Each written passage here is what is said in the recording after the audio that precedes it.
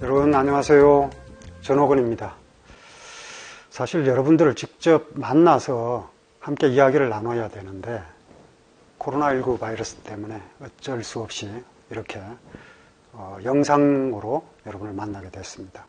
무척 아쉽습니다만 이게 또 새로운 장점이 있겠죠.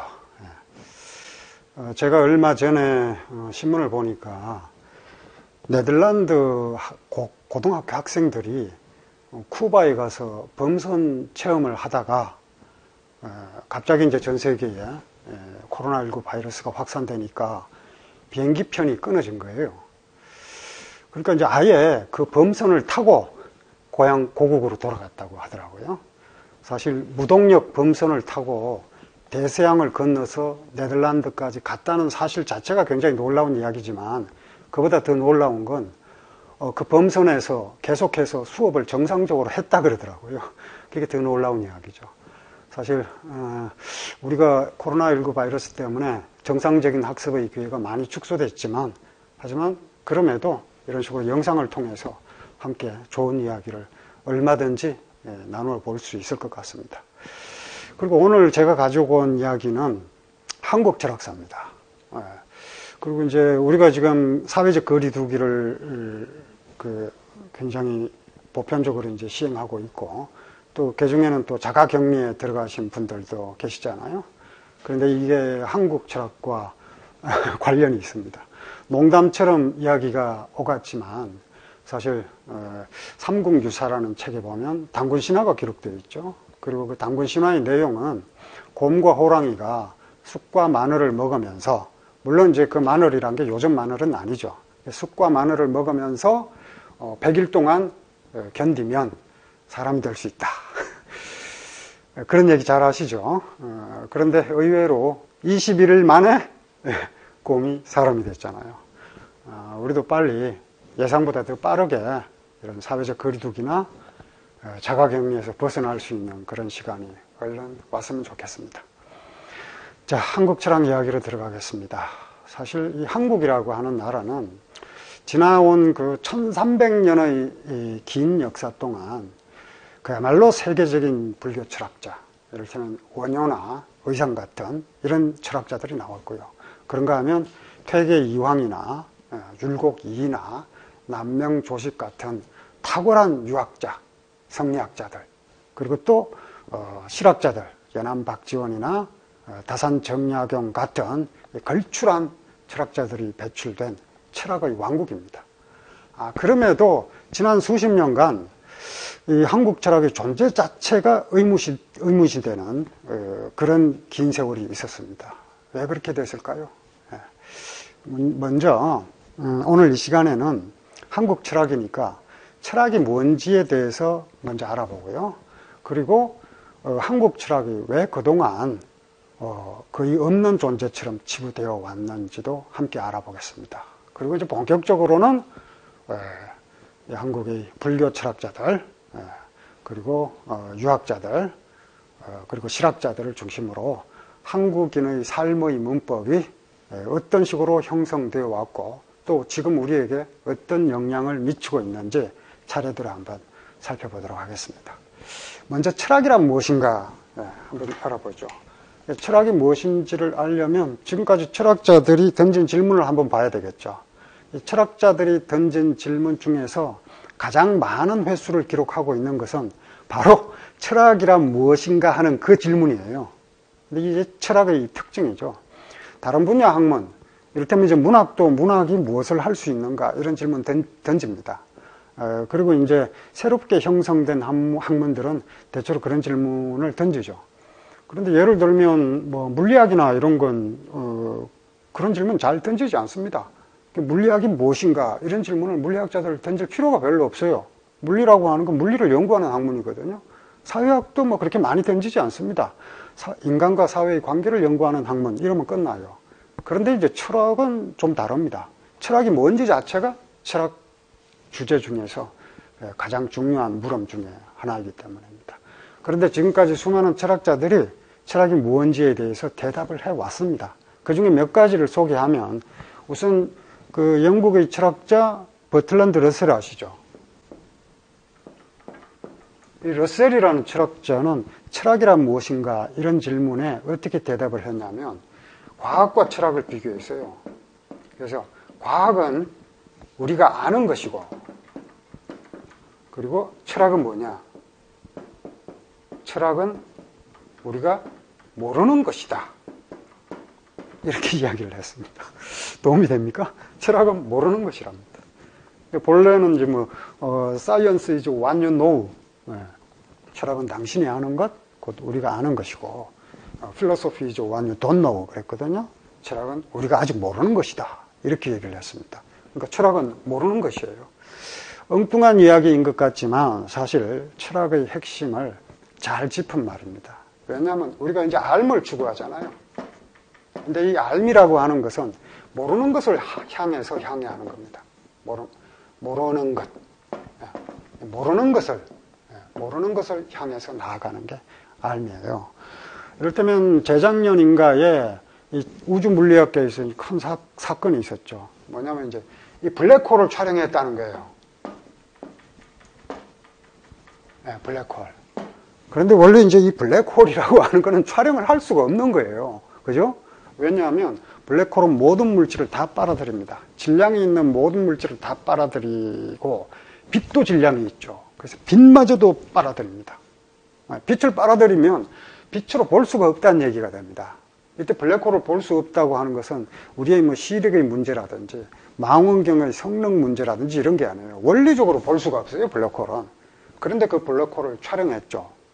전혀 우리가 시각적으로 볼 수 없다고 하는 것도 시각적인 무지의 상태이거든요. 그건 알미 아니에요.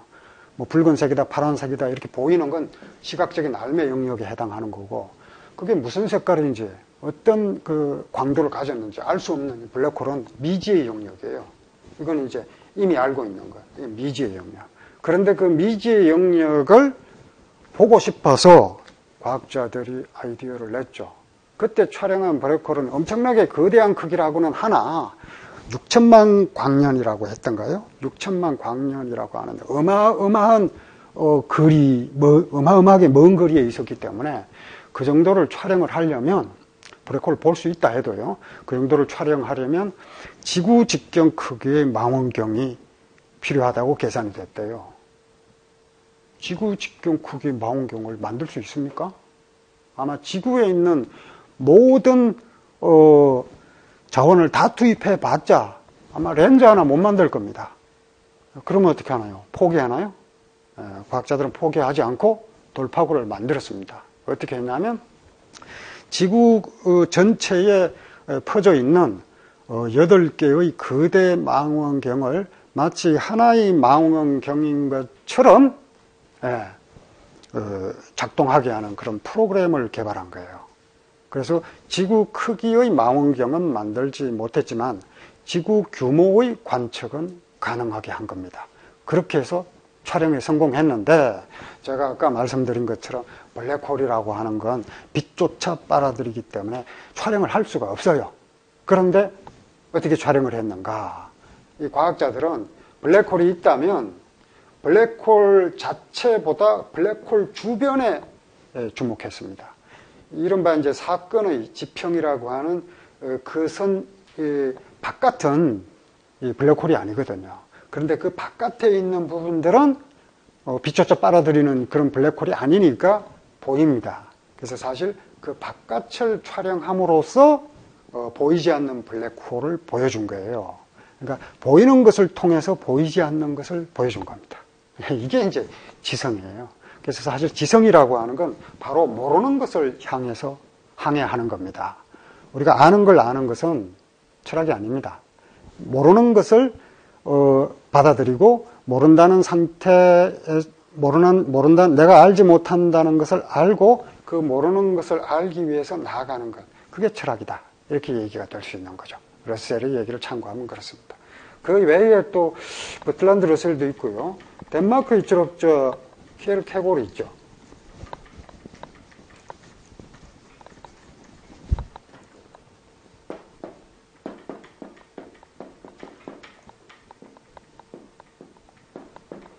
키에르케고르.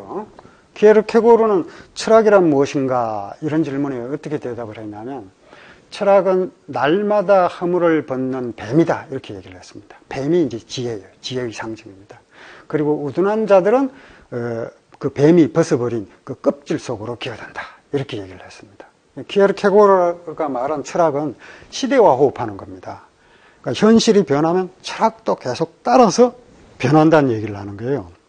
그런데 어리석은 자들은 그런 변한 현실을 알아차리지 못하고 과거에 유용했거나 유효했던 그 껍데기 속으로 들어간다. 이런 식으로 이제 비판한 게 키에르케고르입니다. 역시 철학이란 무엇인가 하는 질문에 대한 대답 중 하나고요. 그런가 하면 이제 헤겔 같은 경우는 이런 식으로 비유를 했어요. 미네르바의 올빼미는 미네르바요. 미네르바는 이제 그리스 로마 신화에 나오는 지의 여신이죠. 지를 담당하는 여신입니다. 지의 수호자예요. 미네르바가 지의 수호자인데 이 미네르바 여신을 지키는 수호조가 있어요. 그게 올빼미입니다. 올빼미요. 그런데 헤겔이 뭐라 그러냐면 미네르바의 올빼미는 황혼역에 날아오른다 이런 얘기를 했어요. 무슨 뜻이냐? 올빼미가 어떤 특징을 갖고 있죠? 올빼미는 낮에 활동하지 않죠. 낮에는 이제 워낙 밝아서 올빼미가 오히려 잘 살피지 못합니다. 근데 밤이 되면 날아오르죠. 그러니까 어떻게 보면요, 철학은 뒷북치는 학문이다 이렇게 농담 비슷하게 했다고 이야기할 수도 있는데 사실은 올빼미는 캄캄한 밤중에서도 사물을 볼 수 있습니다. 철학이라고 하는 것은 암흑의 시대, 캄캄해서 어두운 때에 빛나는 것이다. 이런 의미를 이제 헤겔이 담아서 얘기한 것이죠. 그러니까 어렵고 힘든 시절일수록 철학이 더 필요하다. 이렇게 이해할 수 있습니다. 그런가 하면 이제 뭐 마르크스도 있죠. 마르크스. 칼 마르크스요.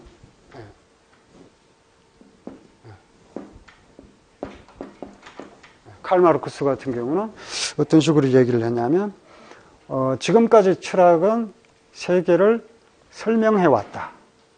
그런데 앞으로의 철학은 세계를 바꾸는 것, 변혁의 철학을 이야기합니다. 마르크스가 세상을 바꾸는 것이 철학이다 이렇게 얘기를 했어요. 이런 식으로 이제 대표적인 철학자 4명의 이야기를 통해서 철학이 무엇인가 한번 생각해 보시기 바랍니다. 그러면 이런 식의 사유가 동아시아, 그 중에서 한국에 없었단 말인가 이렇게 반성하는 질문도 한번 같이 던져보고요. 제가 왜 이런 이야기를 먼저 하냐면 지금까지 한국 철학뿐 아니라 동아시아 철학 전체가 이른바 철학으로 인정받지 못했습니다. 그 100여 년 동안요. 근데 이제 그 오해가 어디에서 비롯된 게 있냐면, 여러분 이제 철학이란 말은 여러분들 잘 알다시피 영어 필로소피를 번역한 거죠. 예. 그리고 이제 영어의 필로소피는 이제 원래 필로소피에라고 프랑스에서 나온 거고요. 그리고 이 프랑스 필로소피에는 역시 라틴어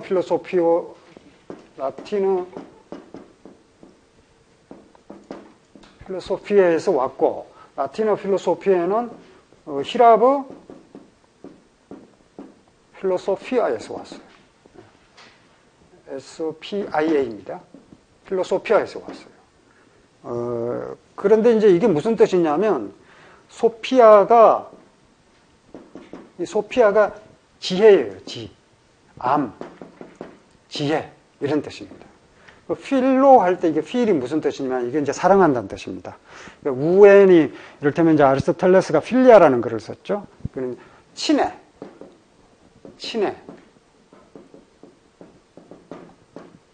우애, 뭐 이런 뜻이에요. 사랑한다는 뜻이에요. 필자 들어간 단어들 꽤 많죠. 이를테면 이제 필하모니 뭐 이런 무슨 뜻입니까? 필이 사랑한다는 뜻이에요. 하모니는 조화라는 뜻이죠. 조화를 사랑한다. 그래서 교향악 뭐 이런 의미가 되잖아요. 교향악단을 필하모니 이렇게 얘기를 하죠.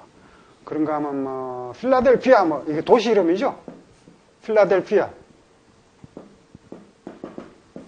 델피아는 이제 그 히라보에서 원래 형제들 뭐 이런 뜻이에요. 형제들의 도시, 형제들을 사랑하는 도시, 뭐 그게 필라델피아라는 뜻입니다. 뭐 미국에 있는 도시 이름이기도 하고 또 뭐 영국에도 있어요. 필라델피아라는 도시는 형제들을 사랑하는 도시. 그때 형제가 누구냐? 이게 이방인을 사랑한다 뭐 이런 뜻입니다. 이방인을 환대하는 도시다. 그냥 안심하고 우리 마을로 오세요. 뭐 이런 뜻이 이제 담겨 있는 도시인데, 그게 이제 사랑한다는 뜻이죠. 근데 그 사랑의 대상이 뭐냐면 지혜예요, 지혜. 지혜를 사랑한다. 이런 뜻이 이제 필로소피아입니다. 이게 이제 동아시아 사회에 번역돼서 들어온 게 언제냐면 1862년이에요. 이게 너무 전문적인 이야기인데, 일본의 그 니시 아마네라는 당시 이제 한학자였는데, 당시에 1862년에 네덜란드에 밀항한 다음에 거기서 이제 뭐 철학, 수학, 뭐 물리학 등등 여러 분야의 학문을 공부해서 들어옵니다. 얼마나? 3년간 뭐 얼마나 배웠겠어요. 그런데 그 무시하면 안 됩니다. 겨우 3년 이게 아닙니다. 이게 통찰의 문제이기 때문에요. 많은 것을 읽어서 많이 아는 건 당연한 거고요. 많이 읽지 않고도 이 새로운 그 통찰력을 발휘해서 사물을 꿰뚫어 볼 수 있는 능력이 굉장히 중요하죠. 근데 어쨌든 이제 이 니시야마네가 돌아와서 철학이란 말을, 이 필로소피를 번역해서 철학이란 말로 쓰기 시작한 겁니다. 이때 나온 말들이 이제 과학이라느니, 또 뭐 민주라느니, 공화정이라고 할 때 공환이, 뭐 이런 말들이 전부 이 시기에 만들어진 겁니다. 그러다 보니까 이 철학이라고 하는 거는 본래 우리가 가지고 있던 말이 아니고 번역된 거죠. 번역된 거다 보니까 당연히 서양에서 들어온 것이다. 이렇게 생각하게 된 경향이 있었어요. 그런데 반성을 해봐야죠. 왜냐하면 그럼 필로소피가 그럼 원래 무슨 뜻이냐? 필로소피아였다 이거죠. 그럼 필은 사랑한다는 뜻이고 소피아는 지혜인데, 그럼 지혜를 사랑하는 것이 철학이로구나. 그러면 지혜를 사랑하는 전통이 유럽 이외에 다른 나라에 없었단 말인가? 이렇게 질문을 던져보면 어떻게 대답하시겠습니까? 다른 나라에 없었다고요? 그럴 리가 있겠습니까? 모든 지역에 있습니다. 인간이라면. 근데 이제 이런 관점에서 바라보지 않고 단순히 번역된 관점에서 바라보았기 때문에 편견이 형성된 거죠. 또 그뿐 아니라 더 큰 이유가 있습니다. 그게 바로 이제 이 제국주의 때문에요. 임페리얼리즘, 제국주의. 이건 이제 이야기가 좀 길어질 수 있는데, 이 제국주의가 시작된 것은 이른바 이제 1876년에 벨기에에 이 레오폴드 2세가 있었는데, 레오폴드 2세가 아프리카의 콩고를 자국령으로 선언을 해버려요. 이때부터 제국주의가 시작됩니다. 근데 이제 벨기에는 알다시피 아주 작은 나라죠. 작은 나라가 큰 나라를 지배하려면 어떻게 해야 됩니까? 분열주의, 학살이 일어납니다. 그리고 이제 그 과정에서 일어난 그 문제점들이 작품으로 남은 게 조지프 콜라드 같은 이제 영국 작가가 쓴 뭐죠? 그 암흑의 10년, 뭐 옛날에 어둠의 10년 뭐 이런데 요즘은 암흑의 핵심 뭐 이런 식으로 이제 번역이 되는데, 저는 어쩐지 어둠의 10년 이게 더 적절한 것 같은데요. 어쨌든 이제 1876년부터 제국주의가 형성되기 시작했고, 이게 이제 패망한 게 1945년 이제 독일과 일본이 이제 패망하면서 제국주의는 종언을 고하긴 했어요. 이제 다 제국주의 끝장난 거죠. 제국주의 사망 선고가 된 거예요. 그러니까 누가 지금 제국주의를 긍정적으로 다룰 수가 없습니다. 그럼 바로 비난을 받습니다. 완전히 폐기된 거죠. 그런데 그 과정에서 이제 숱한 비극이 일어났고, 그 비극에 대해서 지금 이 시간에 뭐 여러분들에게 다 이야기하지는 않겠습니다. 그런데 이 제국주의가 19세기 후반, 20세기 초에 이르러서 전 세계, 그러니까 지구 면적의 한 4분의 1 정도를 이 제국주의 열강들, 뭐 그 중에 이제 일본도 포함되어 있죠. 동아시아 사회에서는. 그런 나라들이 전 세계의 4분의 1 정도를 차지하면서, 이를테면 이제 동아시아의 중국의 일부, 또 조선, 대만, 필리핀은 이제 미국이 식민지 지배를 했죠. 그런가 하면 남미 지역은 스페인과 포르투갈이 이제 분점을 했고, 또 아프리카 뭐 영국, 프랑스, 벨기에, 네덜란드, 이 수많은 열강들이 또 아프리카를 이제 분할 점령했습니다. 그러면서 이제 엄청난 학살과 또 수탈과 착취, 이런 일들이 있었는데, 일단, 방금 얘기한 것처럼 지금은 종언을 고했어요. 그런데 물리적인 수탈은 종언을 고했는데 정신적인 악영향은 여전합니다. 여전히 남아있어요. 예를 들면 그런 문제를 지적한 역사학자들이 존 홉슨이라든지 에릭 홉스본 같은 굉장히 이제 탁월한 역사학자들이 있죠. 어떤 얘기를 하냐면 물리적 수탈의 시대는 끝났지만 정신적인 영역의 악영향은 여전히 남아있다는 거예요. 사실 그런 정신적인 악영향이 이 동아시아 사회에서 특히 이제 한국 같은 경우에 이 한국 철학이라고 하는 게 철학이 아니라고, 철학으로 인정받지 못한 데에 영향을 끼칩니다. 이를테면 한국뿐이 아니라 이 동아시아 사유 전체가 아주 고대의 이상한 나라에서 이상한 사람들이 이야기했던 것 정도로 화석화된 유물 정도로 취급받았단 말이에요. 근데 그게 어느 정도의 영향이냐면, 제가 이제 유럽에 간 적이 있는데, 이를테면 로마에 갔어요. 로마에 갔는데, 참 민망한 얘기인데, 고향에 온 것 같더라고요. 제가 로마에서 태어난 사람이 아닌데, 로마에 갔더니 고향에 온 것 같아요. 왜냐면 이제, 그 로마의 이제 유적지, 콜로세움이라든지, 포로 로마노라든지, 박물관이라든지, 이거 모르는 데가 없더라고요, 갔는데. 고향에 온 것 같았어요. 그런가 하면 이제 빈에 갔더니 베토벤 하우스도 있고, 거기서 이제 베토벤 하우스 들어가서 음악 들으면서 막 눈물 짓고 막 이랬습니다.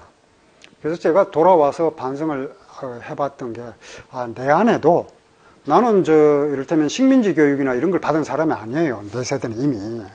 오히려 반식민지 교육을 받았죠. 그럼에도 제 안에 이게 서구 동경이라고 하는 게 기본적으로 깔려 있구나. 제가 한국 철학을 전공한 전공자인데도 그런 거예요. 그래서 어떻게 이 헛개비를 물리칠 수 있을 것인가 이런 생각을 한 적이 있습니다. 물론 이제 의외 뜻밖에도 지금 이제 코로나19 바이러스에 대한 각국의 대처를 보니까 그런 서구 동경이라고 하는 환상이 상당 부분 깨졌습니다. 각국의 특히 유럽, 미국, 이런 나라들이 민낯이 보이니까. 그러니까 입만 열었다면 똘레랑스가 어쩌고, 환대가, 호스피털리티가 어쩌고, 연대가 어쩌고, 이러다가 지금 그런 나라에 혐오가 가득하죠. 그러니까, 그동안의 그 일방적인 동경이라고 하는 게 과연 헛개비가 맞았나 보다, 이런 생각을 합니다. 이제 코로나19 때문에 뜻밖에도 제가 그런 데서 또 스스로 반성해 보기도 하는데, 이게 역사적으로는 상당히 오래되었습니다. 그런 역사를 만드는데 상당히 크게 기여했던 사람이 누구냐면, 이 사회학자 막스 베버예요. 독일의 사회학자 막스 베버가 이 동아시아를 연구합니다. 중국을 중심으로 이 동아시아 사회를 연구했는데, 그 중에서 이제 굉장히 중요한 저술 중에 하나가 유교와 도교라는 책이 있어요. 뭐라고 얘기를 했냐면, 유교나 불교 이런 것들은 단지 생활윤리에 지나지 않는다. 그리고 이런 유교의 가르침은 어디까지나 현실 권력에 순응하는 그런 역할만 했고, 기독교와 다르다는 거예요. 그러니까 기독교처럼 어떤 초월적인 존재를 근거로 현실 권력의 부당함과 맞서 싸우는 그런 긴장이 없어서 망할 수밖에 없다. 이런 식으로 이제 유교와 도교라는 책에서 이야기를 했거든요.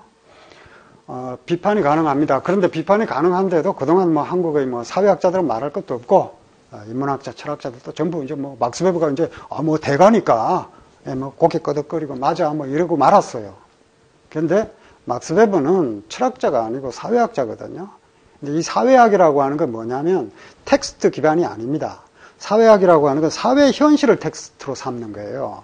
그래서 그런 사회 현실과 인간과의 관계를 정밀하게 입증하려면 정확한 데이터가 있어야 됩니다. 그러면 막스 베버가 동아시아 사회에 대한 사회학적 데이터를 제대로 수집했는가? 불가능하죠. 사실은 사회학의 아버지라는 이야기를 들을 정도로 대표적인 학자이긴 하지만 이 동아시아 사회에 대한 사회학적 데이터를 제대로 수집하지 못했기 때문에 그 견해를 정확하다 이렇게 이야기할 수가 없습니다. 본인이 했던 그 사회학적인 관점에서 볼 때 그런 한계가 있는 거죠. 그리고 또 이제 이게 기본적으로 사후 재구성이거든요. 서구의 근대 자본주의를 정답으로 제시해 놓고 왜 동아시아 사회에서는 이런 정답으로 오는 길을 정답을 찾지 못했을까? 이런 식으로 이제 거꾸로 묻는 겁니다. 근데 이게 정답인지 어떻게 합니까? 이 정답이 만들어 놓은 세상이 여러분들 마음에 듭니까? 예. 나는 별로 마음에 안 드는데 여러분들은 어떨까 모르겠어요. 어쨌든 이제 이런 식의 견해가 막스 베버의 주장입니다. 그리고 이게 이제 굉장히 큰 악영향을 끼쳤죠. 그런가 하면 이제 막스 베버뿐이 아니라 뭐 조지프 레번슨 같은 학자들도 있어요. 결국 이제 어떤 식으로 얘기를 하냐면 이 동아시아 사회, 특히 이 중국의 문화라고 하는 거는 사대부 문화다. 그리고 이건 아마추어라는 거예요. 그래서 이 서구의 프로페셔널리즘을 만나면 이게 뭐 상대가 안 된다. 붕괴될 수밖에 없다. 결국 역사의 연속성을 상실하고 말았다. 뭐 이런 식으로 이제 또 비판을 해요. 일부는 맞습니다. 왜냐하면 동아시아의 사대부 문화는 아마추어가 맞아요. 아마추어리즘이에요. 이를테면 뭐 학예 일치의 경지에 올랐다고 가장 높이 평가를 받는 추사 김정희 같은 경우도 아마추어입니다. 그 그림은 기본적으로 문인 사대부고요. 여가 생활에 그림과 글씨를 쓰는 거예요. 그런데 이제 그게 최고의 경지에 올랐죠. 그 당대에 뭐 청나라 할 것 청나라 포함해서 이 동아시아 최고의 경지로 인정받았는데 프로 아닙니다. 그걸로 먹고 산 사람이 아니에요. 그러니까 아마추어 맞죠. 그런데 이제 지금 프로의 시대잖아요. 프로라고 하는 게 딴 게 아닙니다. 시장에서 움직이면 그게 프로예요. 먹고 살기 위해서 그림을 그리는 사람하고 생활상의 여유가 있어서 그림을 그리는 사람하고 맞서 싸우면 누가 이기겠어요? 당연히 먹고 사는 사람이 이깁니다.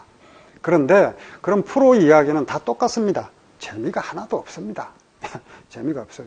아마추어는 달라요. 사실은 아마추어는 프로와의 싸움에서 비록 지지만 프로는 삶의 그 레번슨 이야기대로 따지면 아마추어는 연속성을 얻을 수 없다는 거예요. 먹고 살기 위해서 하지 않기 때문에. 여유가 생기면 주말에 나가서 그림 그리고 음악도 듣고 뭐 이러는데 여유가 없으면 못한다 이거예요. 그러니까 연속성이 없죠. 그런데 프로는 먹고 살아야 되기 때문에 계속 해야 됩니다. 계속 문 열어야 되잖아요. 커피숍을 하더라도 그 프로잖아요. 계속 문 열어야 되는데 취미 삼아 커피를 내려먹는 사람은 하기도 하고 하지 않기도 한다 이러는데 사실은 프로는 뭘 잃어버리냐면 삶의 연속성이 사라질 수 있습니다. 그 일이라고 하는 것 때문에. 그 골고루 봐야 되는데 한쪽 면만 본 거죠. 근데 어쨌든 이제 이런 관점 때문에 동아시아의 사유라고 하는 게 보편적인 의미의 철학으로 인정받지 못했어요. 그런데 이제 이것도 이제 바뀝니다. 1950년대 이후가 되면 이를테면 하버드 대학에 연칭 연구소가 설립되고 하와이 대학에 동아시아 연구소가 설립되고 이러면서 동아시아의 철학을 그러니까 동아시아의 철학자들의 사유를 철학으로 인정하는 방식으로 선회해 나가기 시작합니다. 근데 그게 얼마 되지 않았다는 거죠. 그 전까지 이제 계속해서 이 철학이 아니다. 한마디로 이제 이런 걸 타자화라고 하는데 타자라고 하는 게 내가 아닌 모든 사람이 타자이기도 하지만 나와 생각이 같은 형제나 이웃이 아니다. 크게 봐서는 인류가 아니다. 뭐 이런 극단적으로 인종주의까지 나가서 위험해질 수 있는 게 이제 이 타자화인데 이 동아시아의 사유를 그런 식으로 타자화해 왔던 거죠. 그런데 그러면 이제 서구의 지식, 베버나 레번슨 같은 그런 지식인들만 그렇게 생각했느냐? 우리도 마찬가지입니다.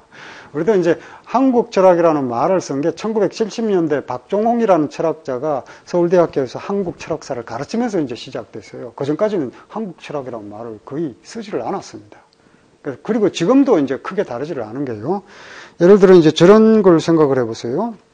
우리 안에 이제 타자와의 논리가 우리 내면에 들어와 있는 경우, 저 같은 경우는 이제 1980년대에 대학을 다녔는데, 그 당시는 마르크스주의가 이 한국 사회 전체를 관통했어요.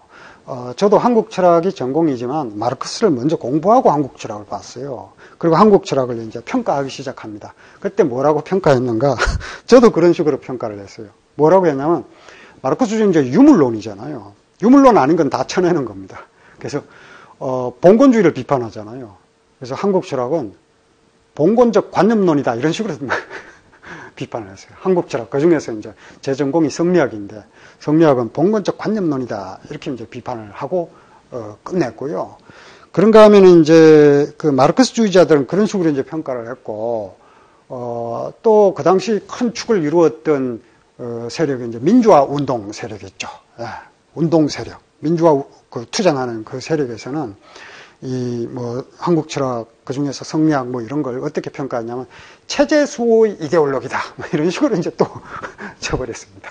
체제 수호의 이데올로기. 이때 비판이 가능합니다.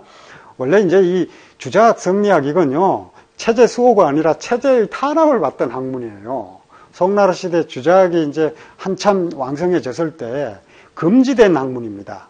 위약, 거짓된 학문이다. 이래서 당시에 그 중앙의 요직을 그 점거하고 있던 재상 권력자, 최고의 권력자들이 성리학은 위험한 학문이라 그랬어요. 체제 수호 이데올로기일 수가 없습니다. 오히려 그 체제에 위협이 되는 학문이었어요. 근데 그런 걸 이제 뭐 모르니까 그냥 그 당시는 체제 수호 이데올로기다 이런 식으로 이제 비판해 버렸죠. 그런가 하면 또 민주화 운동 세력 말고 또 한쪽에 이제 산업화 세력이 있죠. 산업화 세력은 그러면 이게 성리학을 잘 평가했느냐? 역시 아닙니다. 뭐라고 했냐면 아주 쓸모없는 학문이다 이렇게 평가를 했어요. 산업화 세력들은 쓸모없는 학문이다. 그러니까 실용 실리를 추구하지 않는 아주 무의미한 쓸모없는 학문이고 그 대표적인 예가 실학을 강조하면서 성리학은 공리공담이다 그랬어요. 공리공담이다. 근데 공리공담이다 그러면 어떻게 봐야 됩니까? 의미가 없고 쓸모가 없다 이런 얘기가 되는데 성리학이라고 하는 게 뭐냐면 도덕과 욕망의 관계를 연구하는 학문입니다. 도덕과 욕망. 우리의 삶에서 만약 도덕과 욕망을 빼버리면 하고 싶은 대로 뭐든지 마음대로 하겠죠. 그런 사회가 뭡니까? 혐오하고 싶으면 마음대로 혐오하고 차별하고 싶으면 마음대로 차별하고 도덕이 빠져버리면 어떻게 돼요? 그 욕망만 그대로 따라가요. 그건 뭐 짐승의 삶이 되는 거죠. 그걸 공리공담 이런 식으로 그냥 잘라버렸고요.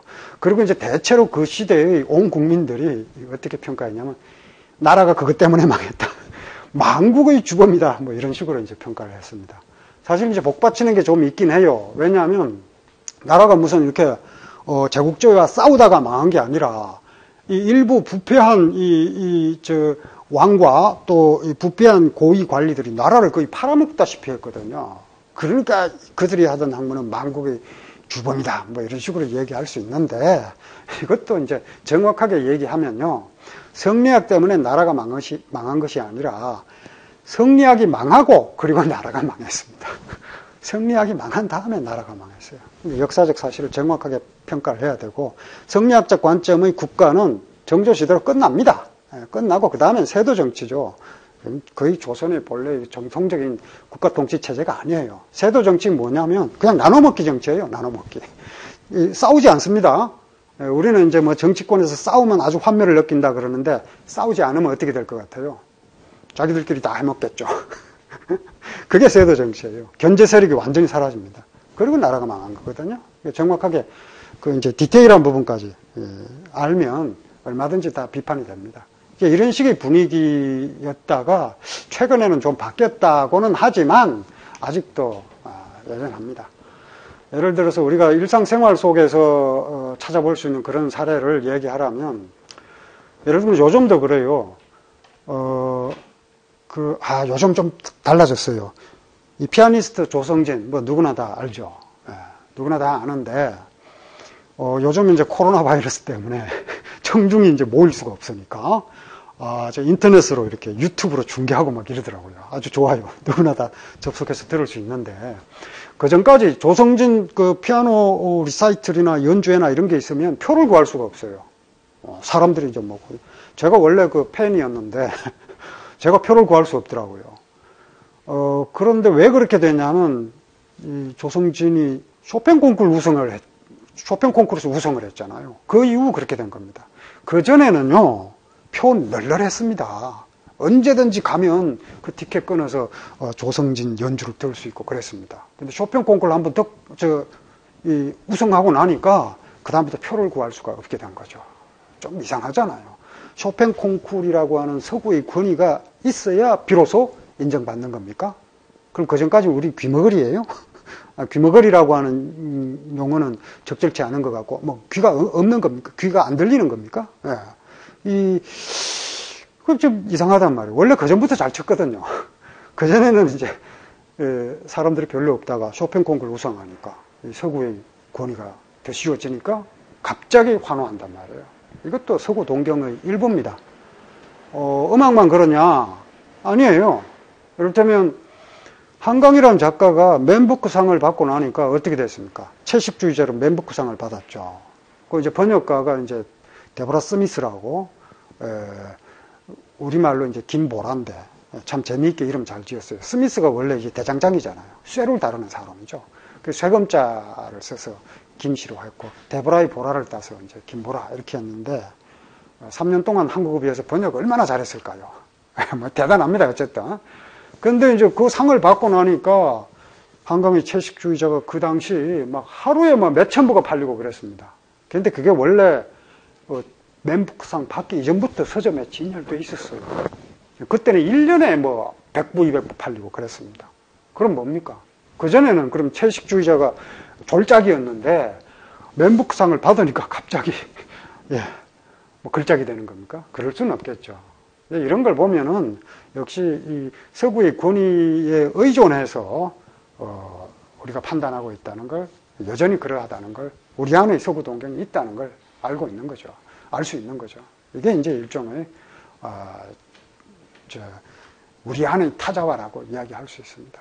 그런가 하면 이제 이 한국인들이 이제 특히 이제 우울증이 심하고 이러는데 그 원인을 자꾸 베를린 대학에 있는 아무개 철학 교수, 프랑스에 있는 아무개 철학자, 그분들이 탁월한 지성의 소유자라고는 하나 한국 사회를 얼마나 제대로 알겠습니까? 잘 모르거든요.